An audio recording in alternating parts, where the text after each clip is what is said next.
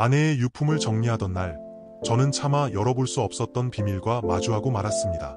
먼지 쌓인 서재 구석, 빛바랜 시집 한 권 속에 숨겨져 있던 낡은 열쇠 하나가 제 손끝에서 묵직하게 떨렸습니다.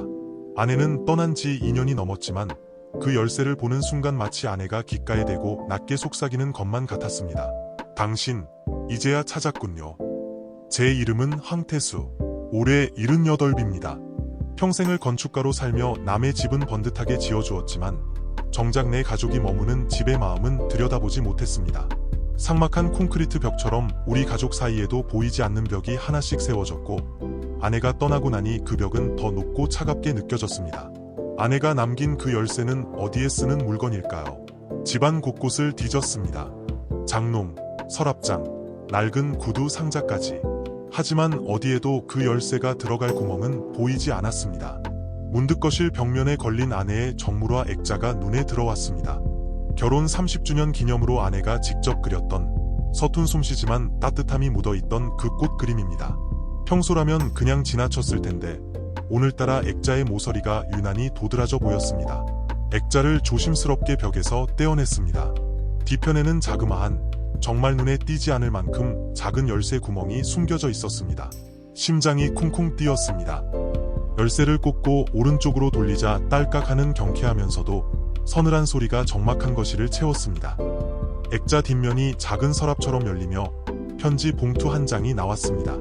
봉투에는 우리 아이들에게라고 적혀 있었습니다.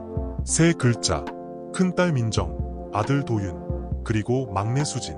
봉투를 열어보고 싶었지만 떨리는 손을 멈췄습니다. 이것은 내 것이 아니라 아이들의 것이니까요. 하지만 내용이 너무 궁금했습니다. 왜 아내는 이 편지를 아이들에게 직접 주지 않고 나만이 볼 수 있는 곳에 숨겨두었을까요? 그때 현관문 비밀번호를 누르는 소리가 들렸습니다. 띠띠띠띠. 오랜만에 찾아온 큰딸 민정이었습니다. 아버지, 저 왔어요. 아직도 정리가 안 끝났어요? 민정이는 제 대답도 기다리지 않고 거실로 들어섰습니다. 회사 일에 치여눈 밑이 캥한 딸을 보니 마음이 아렸습니다. 딸은 제 손에 들린 액자와 봉투를 힐끗 보더니 무심하게 물었습니다. 그게 뭐예요? 엄마 물건. 그래. 정리하다가 찾았는데. 저는 황급히 봉투를 등 뒤로 숨겼습니다. 왜 그랬는지 모르겠습니다. 아내의 편지가 아이들에게 어떤 파장을 일으킬지 겁이 났던 걸까요? 아니면 이 비밀을 나 혼자 조금 더 간직하고 싶었던 걸까요? 민정이는 대답 없이 냉장고를 열어 물을 마셨습니다. 다음 달이 엄마 기일이잖아요. 도윤이랑 수진이한테는 내가 연락해놨어요. 올해는 다 모여야 한다고. 그래, 다 모여야지. 얼굴 본 지가 언제인지. 민정이는 쓴웃음을 지었습니다. 아빠도 알잖아요. 다들 사는 게 바빠서. 수진이는 요즘 작업한다고 연락도 잘 안 되고 도윤이는 가게 사정이 안 좋은지 통말이 없어요. 딸의 말에는 원망과 피로가 섞여 있었습니다. 우리 가족은 겉으로는 평범해 보였지만 속으로는 골마 있었습니다. 아내가 살아있을 때는 그나마 아내가 접착제 역할을 하며 가족들을 묶어두었지만 아내가 떠난 뒤로는 그 접착제가 말라 비틀어져 버린 것 같았습니다. 민정이가 돌아가고 난 뒤 저는 다시 식탁에 앉아 편지 봉투를 바라보았습니다. 창밖으로는 어둑어둑한 저녁 노을이 지고 있었습니다. 아내가 떠난 후 2년이라는 시간 동안 저는 무엇을 하며 살았을까요? 아침에 일어나 밥을 챙겨 먹고 산책을 하고 저녁이면 텔레비전을 보다 잠드는 일상. 그 반복 속에서 저는 서서히 지워져 가고 있었습니다. 문득 편지 봉투 귀퉁이에 아주 작게 적힌 문구가 보였습니다. 아이들이 함께 모이는 날, 그때 열어보렴. 아이들이 함께 모이는 날, 다음 달 아내의 기일입니다. 그날까지 저는 이 편지를 지키고 있어야 합니다. 하지만 제 마음속에는 다른 의구심이 피어오르기 시작했습니다. 이 편지 속에 담긴 내용이 우리 가족을 다시 하나로 묶어줄 선물일까요? 아니면 우리가 감당할 수 없는 상처를 들춰낼 폭탄일까요? 밤이 깊었습니다. 고요한 집 안에서 시계 초침 소리만이 크게 들립니다.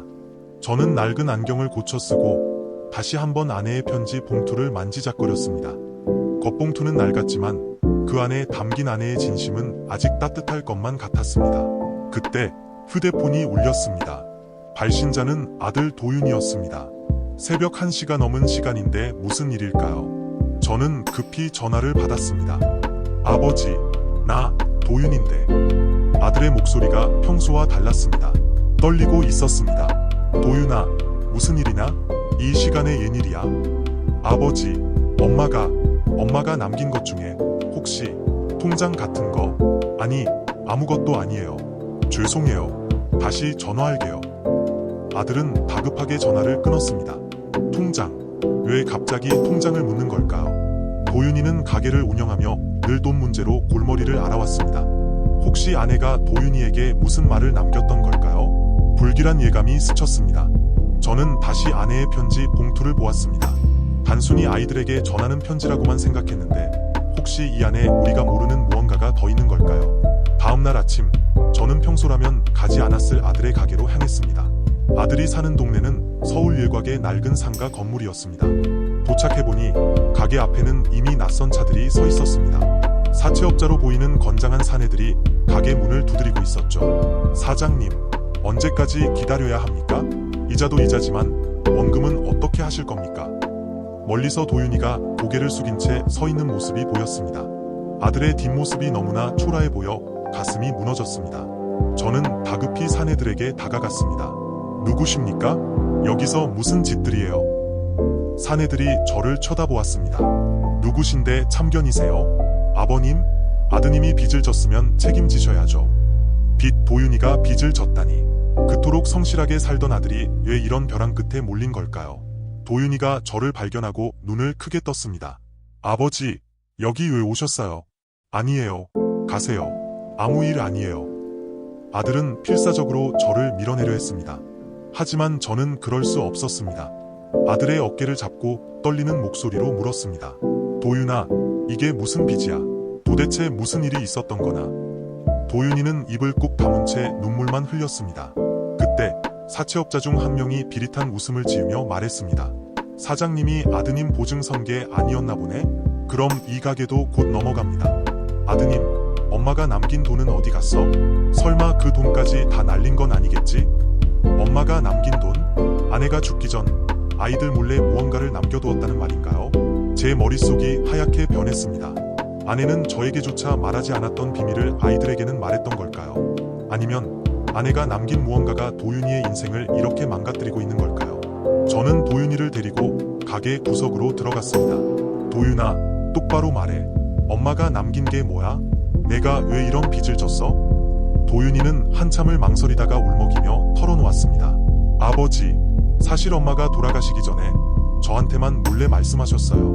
큰 누나나 수진이는 돈에 얽매이지 않고 살길 바란다고. 그래서 저한테만 비밀스러운 자금을 관리하게 하셨어요. 그런데 가게가 너무 어려워져서 정말 조금만 쓰려고 했던 게 이렇게 됐어요. 아내의 편지, 그리고 도윤이의 눈물. 모든 것이 뒤엉키기 시작했습니다. 이 비밀은 단순히 가족의 과거가 아니라 현재 우리를 짓누르고 있는 거대한 짐이었습니다. 저는 주머니 속 아내의 액자 뒤에서 꺼냈던 열쇠를 만지작거렸습니다. 과연 이 편지에는 어떤 진실이 들어있을까요? 그리고 우리는 이 갈등을 극복하고 다시 가족으로 돌아갈 수 있을까요? 도윤이가 흐느끼는 소리가 가게 안을 채우고 밖에서는 사채업자의 재촉 소리가 들려왔습니다. 저는 결심했습니다. 아내의 편지를 지금 당장 열어봐야겠다고 말입니다. 그게 설령 어떤 파국을 가져오더라도 우리는 이 비밀의 굴레를 끊어내야만 했습니다. 그때 저 멀리서 수진이의 목소리가 들려왔습니다.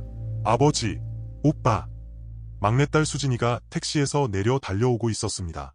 수진이의 표정은 어두웠고 한 손에는 낡은 수첩 하나를 꽉 쥐고 있었습니다. 마치 무엇인가를 다 알고 온 사람처럼요.